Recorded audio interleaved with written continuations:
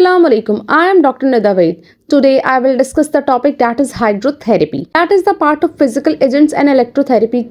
So first we will discuss the definition of hydrotherapy. What is hydrotherapy? As the name shows, the therapeutic application of water. यानी कि जहाँ पे भी हम water के application करेंगे for therapy purpose, for treatment purpose, कि आपका पेशेंट के बेनिफिट के लिहाज से जहाँ पे आप पेशेंट की कंडीशन को इम्प्रूव करने के लिए वाटर को एज अ मीडियम यूज़ कर रहे हैं फिजिकल एजेंट्स और इलेक्ट्रोथेरेपी में, उसको हम आप हाइड्रोथेरेपी कहते हैं। वाटर इमर्जन में और विदाउट इमर्जन भी अप्लाई कर सकते हैं, यानी कि आपको वाटर इस तरह से कि आपने कोई भी बॉडी पार्ट्स है वो आपने पानी के अंदर भी रख के आप अप्लाई कर सकते हैं और विदाउट इमर्जन अप्लाई कर सकते हैं। तो इसका हम क्लिनिकल यूज़ पढ़ेंगे कि आप वाटर को कैसे अप्लाई कर सकते हैं। तो बेसिकली वाटर जो है स्टीम की फॉर्म में, आइस की फॉर्म में, हॉट एप्लीकेशन, डिफरेंट फॉर्म्स में आप अप्लाई कर सकते हैं। और ये किस लिए अप्लाई किया जा रहा है? ताकि हम पेशेंट की जो हेल्थ है, जो उसकी फिजिकल कंडीशन है, उसको हम मेंटेन कर सकें और उसको बेहतर बना सकें। सो ट्रीटमेंट में देखें तो फुल बॉडी इमर्जन भी होता है, स्टीम बाथ्स भी हैं, सौना बाथ्स भी हैं, सिट्स बाथ भी हैं, कोलोनल इरिगेशन भी है और इसकी एप्लीकेशन है in a form of cold and hot compressor. बहुत वेराइटी ऑफ डिजीजेस में यूज़ होता है हाइड्रोथेरेपी, यानी हम हाइड्रोथेरेपी को डिफरेंट डिजीजेस के ट्रीटमेंट के लिए इस्तेमाल कर रहे होते हैं। और सबसे अच्छी बात ये है कि आप इसको घर पे भी यूज़ कर सकते हैं। घर पे थोड़ा तरीका डिफरेंट होगा, वो जो भी आप पेशेंट्स होते हैं उनके जो थेरेपिस्ट होंगे वो उसको गाइड कर देंगे कि आपको कैसे अप्लाई करना है। सो डॉक्टर्स की रिकमेंडेशन पे आप हाइड्रोथेरेपी आप घर पे अप्लाई कर सकते हैं। तो ये सबसे ज़्यादा इसका एक बेनिफिट है कि आप इसको सेल्फ केयर के तौर पे भी घर पे यूज़ हो सकता है। ये आप देख रहे हैं सिट्स बाथ्स हैं, hot and cold application of water है डिफरेंट फॉर्म्स में। थर्मल प्रॉपर्टीज ऑफ वाटर, तो अब हम देख लेते हैं कि वाटर की थर्मल प्रॉपर्टीज क्या है। तो आपको पता है कि वाटर हॉट पे भी अप्लाई किया जा सकता है, कोल्ड पे भी अप्लाई किया जा सकता है और न्यूट्रल टेम्परेचर पे भी अप्लाई किया जा सकता है। कि पानी ठंडा करके, गर्म करके और पानी के नॉर्मल टेम्परेचर पे भी आप अप्लाई कर सकते हैं। सिर्फ आपको ये देखना होता है कि किस फिजिकल कंडीशन में आपकी पेशेंट को नीड है। तो अगर आपके जो पेशेंट है, आप पेशेंट की कंडीशन देखते हैं, आपको क्या फिजियोलॉजिकल इफेक्ट्स चाहिए, उसके बेसिस पे आप डिसाइड करते हैं हीट एप्लीकेशन करनी या कोल्ड एप्लीकेशन करनी हाइड्रोथेरेपी की। तो उसकी जो आपको रिजल्ट्स हैं जो चाहिए होते हैं उसकी बेसिस पे आप डिसाइड कर लेते हैं एंड देन आप वो अप्लाई करते हैं। तो हाइड्रोथेरेपी के लोकल इफेक्ट भी होते हैं और जनरल इफेक्ट भी होते हैं। तो इसमें जितना पानी और जो आपकी जो वाटर और जो स्किन का टेम्परेचर जितना डिफरेंस ज़्यादा होगा उतना ज़्यादा अच्छा रिजल्ट मिलेगा। जैसे आप हॉट और कोल्ड में अगर हॉट पानी बहुत ज़्यादा गर्म है और बॉडी टेम्परेचर जो है वो नॉर्मल है तो रिएक्शन डिफरेंट यानी बहुत स्ट्रांग मिलेगा। इस तरह पानी ज़्यादा ठंडा भी होगा तो आपको जो है डिफरेंट स्किन से फिर ज़्यादा होगा तो आपको उतना ज़्यादा फ़ायदा होगा। तो जितना पानी का टेम्परेचर और स्किन का टेम्परेचर डिफरेंस होगा, ज़्यादा होगा, अलग होगा, उसकी बेसिस पे आपको रिजल्ट्स भी उतने मिलेंगे। तो आप डिसाइड करते हैं कि आपको कितना रिजल्ट्स चाहिए, तो उस वजह से उस तरह से आप टेम्परेचर मेंटेन कर रहे होते हैं। हाइड्रोथेरेपी की एप्लीकेशन देखें तो आप इसको 3 कैटेगरी में यूज़ कर सकते हैं, हॉट फॉर्म में, कोल्ड फॉर्म में और कॉन्ट्रास्ट फॉर्म में। हॉट में यानी गर्म पानी के फॉर्म में यूज़ कर सकते हैं, कोल्ड यानी ठंडे पानी के फॉर्म में यूज़ कर सकते हैं और कॉन्ट्रास्ट यानी दोनों का कॉम्बो यानी हॉट कोल्ड का या कोल्ड हॉट का कॉम्बिनेशन की फॉर्म में आप यूज़ कर रहे होते हैं। अब सबसे पहले हम हॉट वाटर के यानी गर्म पानी के बेनिफिट्स देख लेते हैं। सबसे अच्छा ये होता है कि गर्म पानी जो है हमारे इम्यून सिस्टम के लिए बहुत अच्छा होता है। जहाँ पे अभी आपको बॉडी की इम्यूनिटी चाहिए, टॉक्सिन्स बॉडी से रिमूव करने, वेस्ट रिमूव करनी है, तो सबसे अच्छा है आपके पास गर्म पानी। ठंडे पानी के अगर हम देखें तो जहाँ पे भी आपको इन्फ्लेमेशन कम करनी हो तो वहाँ पे आप ठंडा पानी यूज़ कर रहे होते हैं, क्योंकि ये आपकी जो ब्लड वेजल्स होती हैं वहाँ पे वेजो कंस्ट्रक्शन करवाता है और इसकी बेसिस पे जो वहाँ पे इन्फ्लेमेटरी सेल्स नहीं आते हैं वहाँ पे इन्फ्लेमेशन स्टॉप हो जाती है। तो जहाँ पे आपको इन्फ्लेमेशन स्टॉप करनी हो वहाँ पे आप कोल्ड वाटर यूज़ कर सकते हैं। और जहाँ पे मस्कुलर वीकनेस है जो या टोन जो है मसल्स की कम हो जाए तो वहाँ पे भी आप कोल्ड वाटर यूज़ कर रहे होते हैं। और स्पेशली फीवर को कम करने में भी कोल्ड वाटर का यूज़ बहुत अच्छा है। इनकॉन्टिनेंस की केसेस में भी कोल्ड वाटर का यूज़ बहुत बेनिफिशियल है। Now we will discuss contrast therapy. Contrast में आप यूज़ कर रहे होते हैं हॉट एंड कोल्ड वाटर दोनों का, यानी कि एक साथ आप दोनों यूज़ कर रहे होते हैं। जहाँ पे भी आपको एड्रिनल या एंडोक्राइन ग्लैंड स्टिमुलेट करने हैं वहाँ बेहतर है, जहाँ कंजेशन रिमूव करनी है, कम करनी है, रिड्यूस करनी है, वहाँ बेनिफिशियल है। कोई भी ऑर्गन फंक्शन को एक्टिवेट करने के लिए कॉन्ट्रास्ट थेरेपी बहुत ज़्यादा बेनिफिशियल है।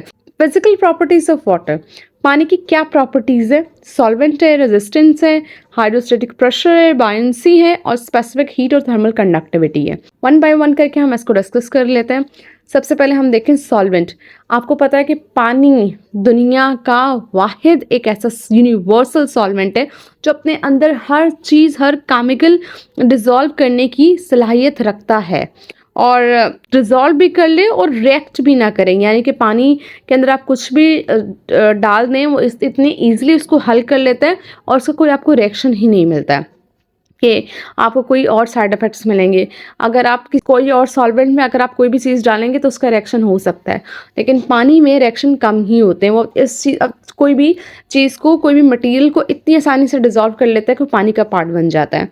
सो वुंड क्लीनिंग के लिए जहाँ पे भी नेक्रोटिक टिश्यूज हो जाते हैं उसके रिमूव करने के लिए आप वाटर को यूज़ कर रहे होते हैं और रेजिस्टेंस प्रोवाइड करता है। वाटर की विस्कोसिटी अगर हम देखें, जो कि पानी की इतनी विस्कोसिटी होती है, तो उसकी बेसिस पे जब भी पानी मूव करता है तो उसकी बेसिस पे रेजिस्टेंस प्रोड्यूस होती है। अगर ठहरा हुआ पानी है तो उसमें कोई रेजिस्टेंस नहीं होती, लेकिन पानी की मूवमेंट जितनी तेज़ होंगी उतनी रेजिस्टेंस ज़्यादा होगी। और जो आप अगर अगेंस्ट डायरेक्शन, यानी कि जिस बहाव में पानी जा रहा है, अगर आप उसके अपोजिट मूवमेंट करने की कोशिश करेंगे तो आपको उतनी रेजिस्टेंस ज़्यादा मिलेगी।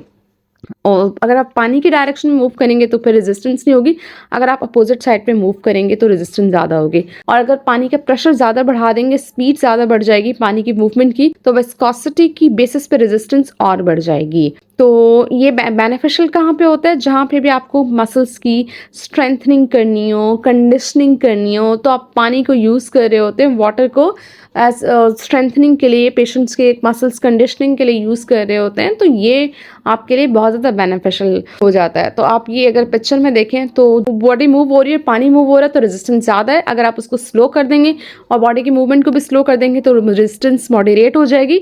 तो अकॉर्डिंग टू पेशेंट कंडीशन आप डिसाइड करते हैं कि आपको क्या करना है, क्या नहीं करना। देन हाइड्रोस्टेटिक प्रेशर, जो भी फ्लूइड्स होते हैं, हर फ्लूइड्स का अगर जब भी कोई बॉडी उसमें डिप होती है तो एक प्रेशर एक्सर्ट कर रहे होते हैं, जिसको आप हाइड्रोस्टेटिक प्रेशर कहते हैं। पास्कल लॉ के मुताबिक कि जब भी कोई भी बॉडी किसी भी फ्लूइड में डिप होती है तो उसकी जो इक्वल और इनवर्ट प्रेशर एक्सर्ट होता है चारों सरफेसेस पे। तो वाटर का अगर हम प्रेशर देखें, दैट इज 0.73 mmHg। इसमें देखिए हम क्यों यूज़ कर रहे होते हैं? जब भी हमें पेरिफेरल एडिमा हो गया है, लिम्फेटिक इनसफिशिएंसी हो गई है, प्रॉपर जो है रिमूव नहीं हो रहा फ्लूइड जो बॉडी से, और जहाँ पे हमें सर्कुलेशन इम्प्रूव करनी हो तो वहाँ पे हम क्या करते हैं, हम वहाँ पे बॉडी को डिप करते हैं, और जितना डिप करेंगे वर्टिकली उतना ज़्यादा हमें फ़ायदा होगा। तो हम देखते हैं कि हमें कितना ज़्यादा डिप करने की नीड है। बायंसी, बायंसी पानी की एक अपनी फोर्स है, वो फोर्स जो कि अपवर्ड थ्रस्ट, जो बॉडी को फोर्स ऑफ द ग्रेविटी के अपोजिट डायरेक्शन में अपवर्ड थ्रस्ट जो बॉडी एक्सर्ट कर रही होती है, उस फोर्स को आप बायंसी कहते हैं। आर्किमिड प्रिंसिपल के मुताबिक जब भी बॉडी रेस्ट में होती है, एंटायरली या पार्शली, यानी पूरी या हाफ जो है, अगर किसी भी फ्लूइड में, पानी में इंसर्ट होती है तो एक अपवर्ड थ्रस्ट होता है जो आपको जो ऊपर की तरफ धकेल रहा होता है, दैट इज कॉल्ड बायंसी। तो फॉर एग्जांपल अगर आप पानी में अपने बॉडी को ढीला छोड़ दें तो आपको जो है वाटर क्या ऊपर आते जाते हैं, that force is called buoyancy. तो हम इसको एक्सरसाइज करने के लिए हम इसको यूज़ कर रहे होते हैं। तो जब भी हमें एक्सट्रीमिटीज़ में कम से कम स्ट्रेस चाहिए होता है, यानी कि हम जॉइंट की फोर्सेस को, मसल्स की फोर्सेस को रिमूव करना चाहते हैं बॉडी में, तो हम बायंसी फोर्स को यूज़ कर रहे होते हैं एक्सरसाइज में, और ये हमें बहुत ज़्यादा हेल्प कर रही होती है। देन हम बात करते हैं specific heat and thermal conductivity की। तो वाटर में सबसे ज़्यादा एबिलिटी होती है वो हीट को ट्रांसफ़र कर सकता है कंडक्शन एंड कन्वेक्शन के ज़रिए, और इसमें इसकी अगर हम एबिलिटी की बात करें तो बहुत ही जल्दी जो इसके specific heat and thermal conductivity की वजह से बहुत ही जल्दी ये कोई भी जो हीट और कोल्ड की जो एनर्जी बहुत जल्दी ट्रांसफ़र कर देता है, और ये कंडक्शन और कन्वेक्शन के थ्रू ट्रांसफ़र कर रहा होता है। तो स्पेसिफिक हीट वाटर की जो है 4 टाइम्स ज़्यादा होती है एयर से और थर्मल कंडक्टिविटी 25 टाइम्स ज़्यादा होती है एयर से। इसी वजह से जब भी आप हीट ट्रांसफ़र कर रहे हो या कोल्ड यानी एनर्जी ट्रांसफ़र कर रहे हो तो बहुत जल्दी ट्रांसफ़र हो जाती है। तो जब भी आप स्विमिंग पूल में एक्सरसाइज करवाते हैं स्ट्रेंथनिंग या कंडीशनिंग के लिए, तो उसमें अगर आप वाटर टेम्परेचर मेंटेन कर लें तो उसमें आपको जो फिज़िकल एजेंट्स जो वाला फैक्टर है हॉट कोल्ड थेरेपी वाला, वो भी आप उसको साथ टेम्परेचर मेंटेन करके मसल्स के लिए रिलैक्सेशन और जो इफेक्ट्स आपको चाहिए आप उसको मेंटेन करा सकते हैं। देन फिजियोलॉजिकल इफेक्ट्स की बात करें हाइड्रोथेरेपी के, तो क्लेंजिंग इफेक्ट है, मस्कुलोस्केलेटल इफेक्ट है, कार्डियोवैस्कुलर इफेक्ट है, रेस्पिरेटरी इफेक्ट्स है एंड रीनल इफेक्ट्स हैं एंड साइकोलॉजिकल इफेक्ट्स हैं। कैसे होते हैं वन बाय वन करके डिस्कस कर लेते हैं। क्लेंजिंग इफेक्ट को देखें तो जब भी वाटर को प्रेशर से आप कहीं पे भी देते हैं तो वो डेब्रिस रिमूव कर रहा होता है, जितना भी मटेरियल्स होते हैं जो आपको नहीं चाहिए होता है वो रिमूव कर रहा होता है। दूसरा इसमें एंटी माइक्रोबियल प्रॉपर्टीज़ हैं, तो ये कोई भी सर्फेक्टेंट को बहुत जल्दी अपने अंदर डिसॉल्व कर लेता है और क्लेंजिंग के लिए आप इसको यूज़ कर रहे होते हैं। और सबसे ज़्यादा वूंड क्लेंजिंग में आप वाटर यूज़ होता है, तो क्योंकि अगर आप वुंड को क्लीन नहीं करेंगे, नेक्रोटिक टिश्यू को हटाएंगे नहीं, तो बहुत ज़्यादा और माइक्रो ऑर्गेनिज्म आ जाएंगे और जितना भी वुंड हिलेंगे वो बहुत ज़्यादा स्लो हो जाएगी। तो वाटर बहुत ज़्यादा बेनिफिशियल है जहाँ पे भी वुंड क्लीनिंग का काम आ रहा होता है। क्लीनिंग के साथ साथ हम इसको मेडिकेटेड एजेंट के तौर पे भी यूज़ कर रहे होते हैं पूरी बॉडी में, पूरी स्किन के एरिया में।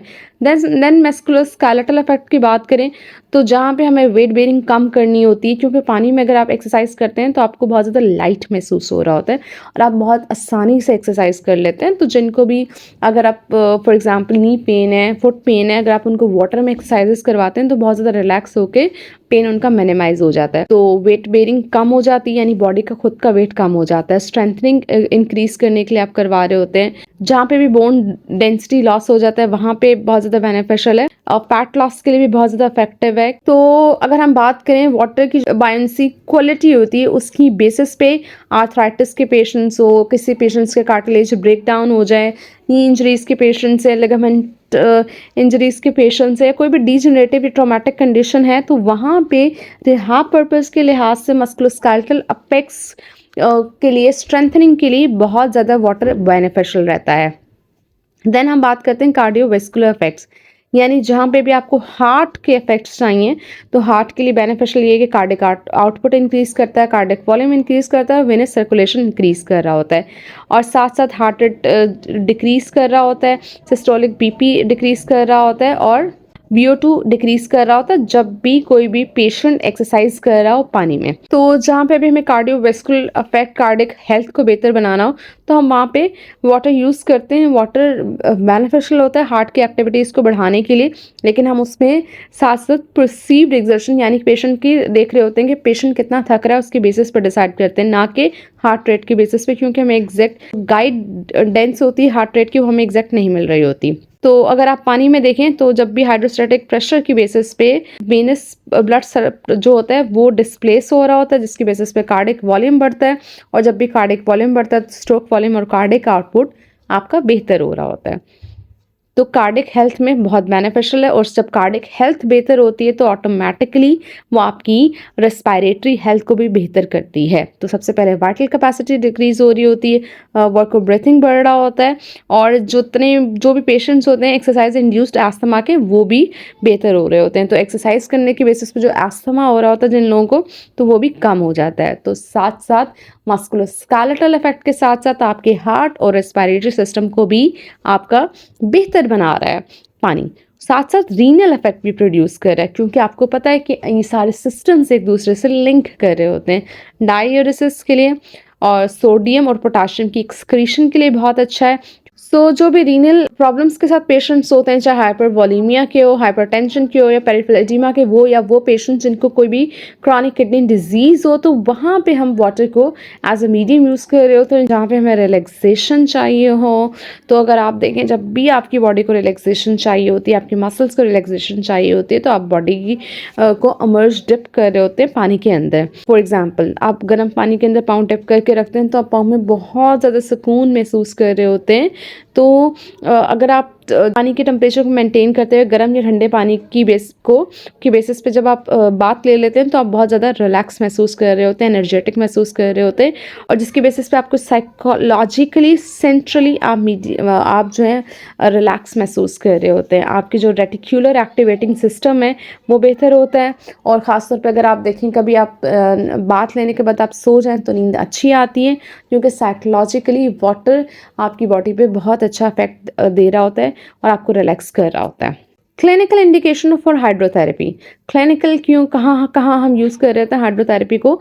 वूंड केयर में, एडिमा कंट्रोल करने में, वाटर एक्सरसाइज जहाँ पे हमें चाहिए, सुपरफिशियल हीटिंग या कूलिंग हमें चाहिए हो तो हम वहाँ पे हम यूज़ कर रहे होते हैं। वूंड केयर में हमने देखा हम जो वूंड को नेक्रोटिक टिश्यूज़ को रिमूव करने के लिए हम जो है हाइड्रोथेरेपी पानी को यूज़ कर रहे होते हैं एज अ मीडियम।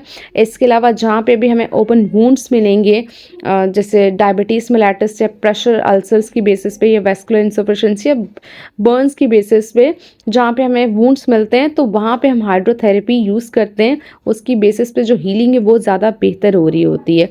इसके अलावा जो ट्रॉमा या सर्जरी, एब्सेस या इंसिजन्स के जो वुंड्स होते हैं सेलुलाइटिस के, वहाँ पे भी आप पानी को यूज़ कर सकते हैं। तो जहाँ पे भी वुंड केयर होता है तो वुंड केयर में आप हाइड्रोथेरेपी का यूज़ कर रहे होते हैं। Non immersion irrigation devices use हो रही होती हैं, जिसको हम इलेक्ट्रिकली पल्स्ड लिविज डिवाइस भी कह रहे होते हैं, जिसकी बेसिस आप प्रेशर एक्सर्ट कर रहे होते हैं और जो है क्लीनिंग इफेक्ट प्रोड्यूस होते हैं, नेक्रोटिक टिश्यू रिमूव होता है और जितना भी वुंड डबरे से वो रिमूव हो जाता है तो बैक्टीरियल लोड कम हो जाता है और एपिथेलाइजेशन का प्रोसेस है वो जल्दी स्टार्ट होता है, जिसकी बेसिस पे वुंड हीलिंग इंक्रीज हो जाती है।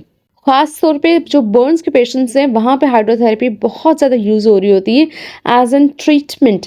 तो अगर एक्यूट इंजरी के पेशेंट्स हों या तो उसमें तो वाटर जो हाइड्रोथेरेपी है बहुत जल्दी हम स्टार्ट में ही यूज़ कर लेते हैं क्लीनिंग पर्पस के लिहाज से, किसी भी वुंड को सॉफ्ट करने के लिहाज से, नेक्रोटिक टिश्यू को लूज़ करने के लिहाज से डिब्राइडमेंट से पहले, ताकि बैक्टीरियल लोड कम से कम हो जाए, उसके बाद डिब्राइडमेंट की जाती है। और इसके ना सिर्फ हम लेट स्टेजेस में भी वाटर यूज़ करते हैं, जहाँ पे रीएपिथेलाइजेशन स्टेज में, जहाँ पे रिकवरी के बाद हमें रीएपिथेलाइजेशन स्टेज आ जाती है, वहाँ पे भी हम वाटर को यूज़ कर रहे होते हैं अगर नेक्रोटिक टिश्यू प्रेजेंट हो उसके रिमूवल के लिए। तो NPWT vacuum assisted wound therapy, इसमें हम क्या कर रहे होते हैं, वाटर को एज अ मीडियम यूज़ कर रहे होते हैं और जितना भी डब्रिस होता है उसको रिमूव कर रहे होते हैं, सक्शन कर रहे होते हैं।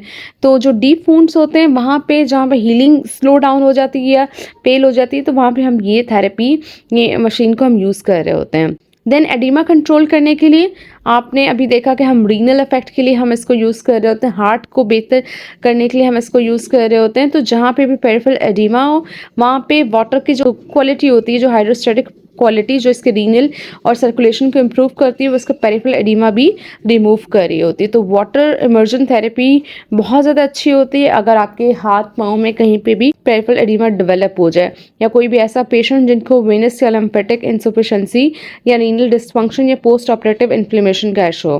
कॉन्ट्रास्ट बैथ थेरेपी भी यूज़ करते हैं, जिसमें हम हॉट और कोल्ड भी यूज़ कर रहे होते हैं, दोनों का कॉम्बो जब भी एडिमा कंट्रोल करना हो। तो it depends on the patient condition कि हमें क्या यूज़ करना है, तो we decided according to the patient condition. Then water exercises की बात करें तो different type of exercises we can use, for example swimming, running, strengthening exercises, stretching exercises. तो उसमें हम बेल्ट यूज़ कर सकते हैं, साइकिल एर्गोमेट्री यूज़ कर सकते हैं या बेल्ट यूज़ कर सकते हैं। तो जनरल वाटर एक्सरसाइजेस का यूज़ अगर हम देखें, जनरल यूज़ क्या होता है, आपकी सर्कुलेशन को बेहतर करती है, मसल स्ट्रेंथ को बेहतर कर रही होती है। इसके साथ साथ joint visco elasticity, flexibility, range of motion वो भी बेहतर हो रहा होता है। और वाटर जो है आपकी एम्बुलेशन, जो आपकी वॉकिंग प्रॉब्लम्स होते हैं उसको बेहतर करता है। आपकी बॉडी के कोऑर्डिनेशन का प्रॉब्लम हो रहा हो, बैलेंस का प्रॉब्लम हो रहा होता है, वो बेहतर होता है। और कार्डियोवैस्कुलर रेस्पिरेटरी कंडीशनिंग तो हम ऑलरेडी पढ़ चुके हैं, साथ साथ आपको साइकोलॉजिकली बहुत ज़्यादा अच्छा इफेक्ट मिल रहा होता है। तो पेन कम करने के लिए, मसल स्पैज़म कम करने के लिए एंड स्टिफनेस कम करने के लिए हम पानी में एक्सरसाइज करवाएं तो बहुत बेनिफिशियल रहता है। अब हम स्पेसिफिक कंडीशंस के लिहाज से देख लेते हैं कि किन किन कंडीशन में क्या क्या इफेक्ट होता है। सो ऑर्थोपेडिक रिहैब के अकॉर्डिंगली हम देखें तो वेट जो जॉइंट्स होते हैं वहाँ पे वेट बेरिंग जो है डिक्रीज होती है, वेलोसिटी डिपेंडेंट रेजिस्टेंस होती है। इसके अलावा ओपन और क्लोज चेन एक्सरसाइजेस करवा सकते हैं और बोन डेंसिटी लॉस पे भी इफेक्ट होता है। फाइब्रोमाइल्जिया के पेशेंट्स में भी बहुत अच्छा बेनिफिट है। न्यूरो की लिहाज से देखें तो प्रोप्रियोसेप्टिव इनपुट बढ़ता है, सेफ्टी बैलेंस कोऑर्डिनेशन बढ़ता है, इम्प्रूव होता है। तो आप ये देख सकते हैं that is close chain exercises on the left side and open chain exercises on the right side. तो इसके अलावा कार्डियोवैस्कुलर फिटनेस इंप्रूव हो रही होती है। ज़मीन पे एक्सरसाइजेस करवा मुश्किल हो रही होती है, वहाँ पे अगर आप पानी में एक्सरसाइजेस करवाते हैं तो कार्डियोवैस्कुलर फिटनेस बेहतर हो जाती है, कार्डियक कंडीशनिंग बेहतर हो रही होती है। प्रेगनेंसी में वेट बेरिंग कम हो जाता है। इसके अलावा जो एक्सरसाइज करवाने के दौरान जो हार्ट रेट एकदम से एलिवेट होता है वो कम हो जाता है, मैटरनल हाइपरथर्मिया कम होता है।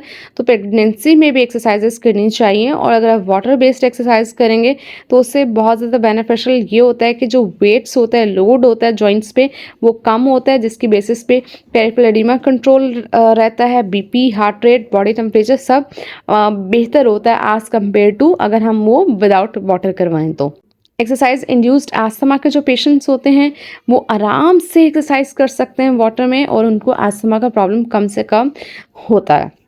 एज रिलेटेड अगर डेफिसिट्स हो जाएं, एज रिलेटेड जो प्रॉब्लम्स हो रहे होते हैं, तो ओल्ड एज को अगर हम पानी में एक्सरसाइजेस करवाते हैं तो उनका balance, strength, mobility, ambulation, cardiorespiratory fitness, renal affect सब बेहतर हो रहा होता है। तो ओल्ड एज में पानी में एक्सरसाइज करवाना बहुत बेनिफिशियल रहता है। लेकिन अगर आप पाकिस्तान के ओल्ड एज लोग देखें तो पानी में कम ही जा रहे होते हैं, जबकि वाटर बहुत ही अच्छा है। Then contraindications and precautions for hydrotherapy and negative pressure wound therapy. अब जब हमारे पास इंडिकेशन है तो कॉन्ट्राइंडिकेशन भी तो कुछ होंगी कि किन किन कंडीशंस में आपको नहीं देना है। तो सबसे पहले हम नॉन इमर्जन हाइड्रोथेरेपी की प्रिकॉशंस देखें। प्रिकॉशंस वो होता है जहाँ आप एहतियात के साथ आप यूज़ कर सकते हैं। मैसरेशंस में, रिसेंट स्किन ग्राफ्ट में आपको ये इतनी इफेक्टिव नहीं होती है। और नेगेटिव प्रेशर वुंड थेरेपी की कॉन्ट्राइंडिकेशन क्या है?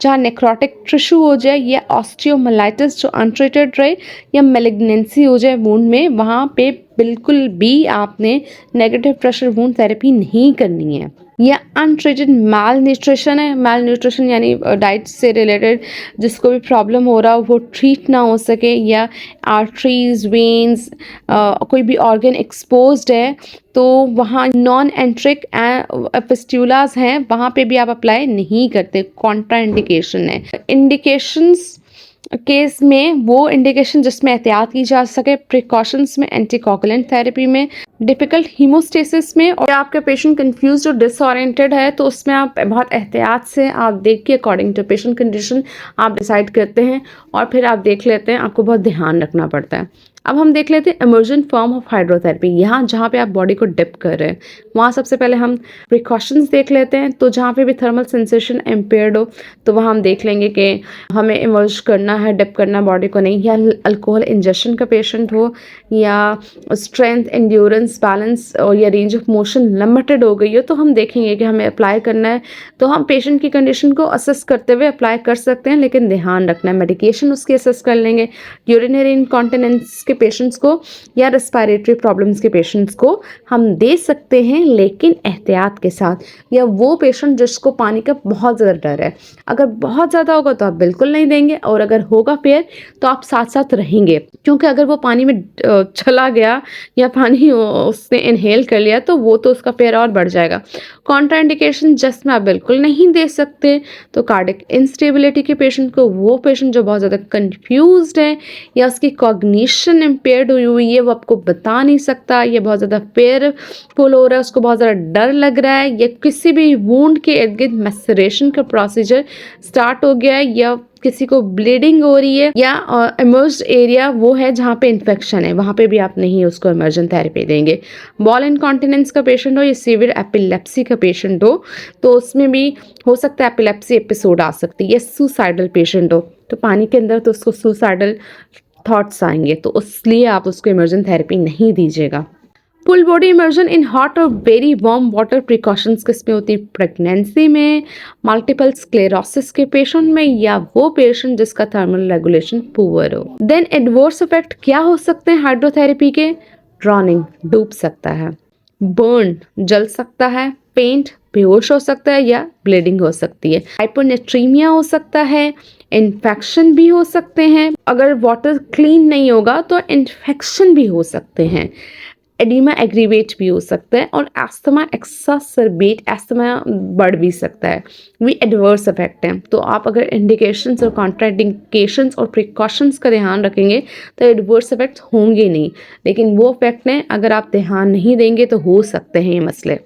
एप्लीकेशन टेक्निक्स हम देखें, जनरल हाइड्रोथेरेपी है, non immersion irrigation and pulse cleavage जो हम डिस्कस कर चुके हैं, एक्सरसाइज पूल टेम्परेचर भी है, आप उसको एक पूल के अंदर एक्सरसाइज करवा रहे हो, साथ साथ आप पूल टेम्परेचर मेंटेन कर लें तो आप उसको करा सकते हैं। सेफ्टी प्रिकॉशंस बस ध्यान रखें कि एक्सरसाइज जब भी पानी में करवाएं, पूल में करवाएं तो ऐसा ना हो कि वो आप इन्फेक्शन कंट्रोल ना कर पाएँ। तो सेफ्टी प्रोटोकॉल्स आपको फॉलो करने, हाइजीन का ध्यान रखना है, इन्फेक्शन कंट्रोल करने जब भी आप पूल की एक्सरसाइज करवाएंगे। तो जब भी आपके पास पेशेंट आ रहा है, सबसे पहले डॉक्यूमेंट आपने क्या करना है, कौन सी हाइड्रोथेरेपी की टाइप आप यूज़ कर रहे हैं, पेशेंट पोजिशन क्या होगी, या पेशेंट को एक्टिविटीज़ क्या करवा रहे हैं, वाटर टेम्परेचर कितना होना चाहिए, और जो ड्यूरेशन है, ट्रीटमेंट टाइम है, वो कितना होना चाहिए, और जब भी आपने ट्रीटमेंट दिया उसके आउटकम या रिस्पॉन्स क्या आए,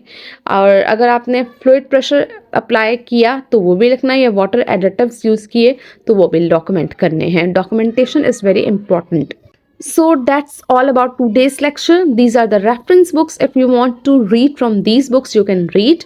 If you have any question, any query, you can comment in the comment section. That's all about today's lecture. If you like my video, then please subscribe my channel. Thank you. Take care. Allah Hafiz.